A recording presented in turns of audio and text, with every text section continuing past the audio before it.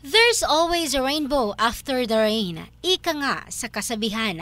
Kagaya na lamang ng viral couple mula sa Amlan, Negros Oriental na matapos makaramdam ng magkahalong sakit at disappointment dahil sa kinalabasan ng kanilang kasal noong Hunyo 8. Ito na sila ngayon. Abot langit ang sayang nadarama sa kanilang Take 2 wedding. Umabot lang naman ng humigit kumulang 1,000,000 piso ang naging budget sa Take 2 ng kasalang Janine at Juvie Sagario na ginanap sa Barangay Batingil, Dumaguete City, Negros Oriental noong Lunes, Hunyo 17.